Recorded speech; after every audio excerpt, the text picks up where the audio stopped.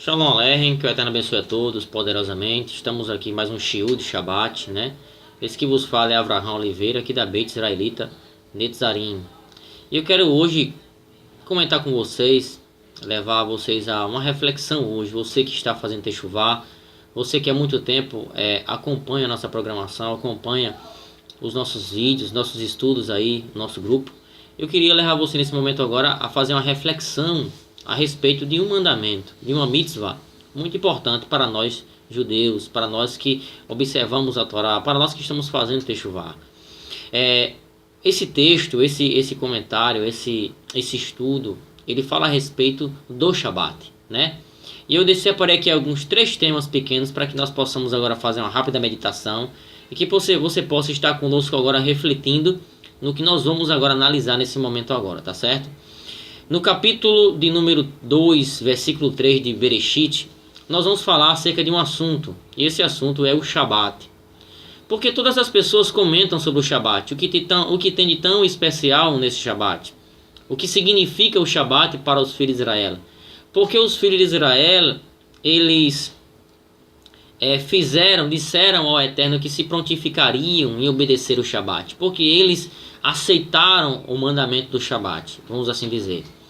Se nós vamos observar um pouco, nós vamos entender o seguinte: quando, por quem foi e quando e para quem foi destinado o Shabat. Nós vamos analisar aqui alguns textos aqui, tá?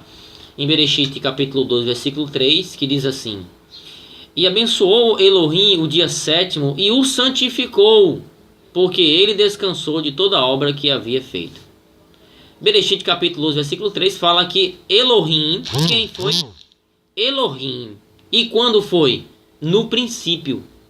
Ou seja, quando ele havia criado todas as coisas, ele descansou de tudo aquilo que havia feito. Então, o Elohim criou desde a criação o Shabat. Mas para quem foi dado o Shabat? Bom, nós vamos agora observar um texto interessante no capítulo 20 de Êxodo, de Shemot, 11, que diz assim: Porque em 6 dias fez Elohim os céus e a terra, o mar e tudo o que neles há, e no 7º dia descansou. Por isso o Eterno abençoou o dia de sábado, de Shabat, e o santificou. Então nós podemos observar aqui novamente que o Eterno santificou este dia. Mas para quem o Eterno santificou? Se nós levarmos em conta que onde e quando foi feito, e que época foi feito e por quem foi dado, nós vamos observar que mesmo antes dos filhos de Israel haverem feito uma aliança com o Eterno, aceitado a aliança, o único povo que aceitou a aliança que o Eterno havia feito foi os filhos de Israel, né? Tudo que o Eterno falou nós obedeceremos, né? Mas a princípio foi dado para toda a humanidade. Para quê? Para que toda a humanidade soubesse que em 6 dias foi feito os céus e a terra, e no 7º dia era o dia de descanso. É tanto que no 6º dia, quando o homem foi criado, o dia da criação do homem, no outro dia já era Shabat, já era descanso. O homem já teria que descansar e contemplar tudo aquilo que o Eterno havia criado, né? Ele contemplar os pássaros, ele contemplar os céus, ele contemplar todas as coisas ali e ver a obra que o Eterno havia criado. Então, um dia de descanso, né? Mas no livro de Eclesiastes capítulo 12, versículo 13 diz: Tudo o que se tem ouvido, o fim é: teme a Elohim e guarda os mandamentos, porque isso é o dever de todo homem. Ou seja, todo homem tem o dever de guardar os mandamentos, segundo está escrito aqui no livro de Eclesiastes. Baruch Hashem. Outro fato importante é: para que fim se destina o Shabat? Se Shabat é um dia de descanso, o que fazer no Shabat? Bem, você que não tem uma sinagoga, você que não tem uma beit próxima de você, você que não participa de nenhum grupo, você que está aí sozinho, talvez você fique pensando: o que é que eu vou fazer, né? Mas o Shabat, segundo as escrituras sagradas, é denominado um dia de descanso. Mas mais que isso, no Shabat é um dia exclusivo para descanso, para adoração ao Eterno e para reconhecimento, reflexão do reconhecimento que o Criador fez todas as coisas. Para este fim que se destina o Shabat, como está escrito em 23 de Shemot, de Êxodo 12, 23:12, que diz: Em 6 dias farás toda a obra, mas no 7º dia descansarás, para que descanse o teu boi, o teu jumento, enfim, o alento do teu filho, o forasteiro que é no meio das tuas portas, enfim.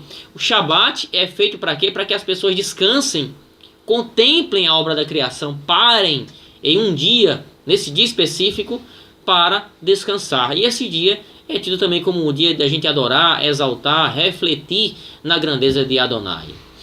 Agora, um fato importante, para a gente terminar, o terceiro ponto, é porque os israelitas observam o Shabat. Antes de tudo, eu queria falar para você que os israelitas observam o Shabat, primeiramente porque é um mandamento, é uma mitzvah, né? E segundo, porque está escrito no capítulo 24, versículo 3 de Shemot, de Êxodo, dizendo assim: vindo, pois, Moshe Rabbeinu, e contando ao povo as palavras que Hashem e os estatutos, então o povo respondeu em uma só voz, dizendo: todas as palavras que Hashem falou, está falando, faremos. Ou seja, o povo de Israel, ele se prontificou de guardar as mitzvot que o Eterno havia separado, incluindo assim o dia de Shabat. É por isso que todos os Yehudim, todos os Netzarim, eles guardam o dia de Shabat, né? É algo que está dentro da alma. Ele faz techuvá, e a partir do momento que ele faz techuvá, ele abraça o Shabat, porque o Shabat, ele é uma aliança entre o Eterno e entre o seu povo escolhido.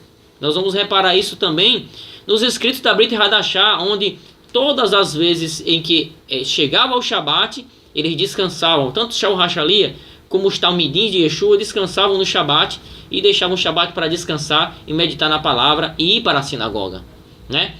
Mas na frente, capítulo 24 também de Shemot, versículo 7 diz: e tomou o livro do concerto da lei aos ouvidos do povo, e leu aos ouvidos do povo, e eles disseram: tudo que Hashem falou, faremos e obedeceremos. Então, ao descansar no Shabat, nós lembramos também que nós éramos escravos, né?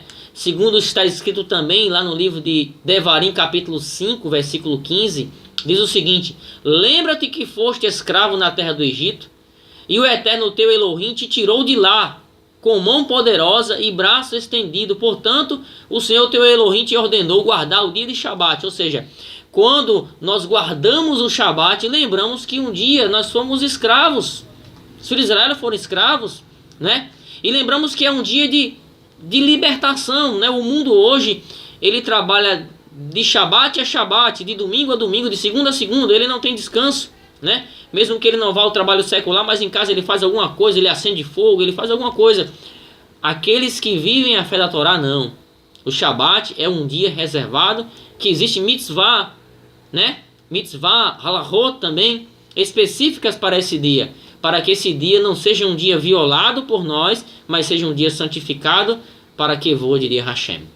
Então, levando esse entendimento, embora a princípio o Shabat tivesse sido instituído para toda a humanidade, as nações rejeitaram, né? E só os filhos de Israel aceitaram a condição, ou seja, as mitzvot que o Eterno havia dado, como lemos aqui.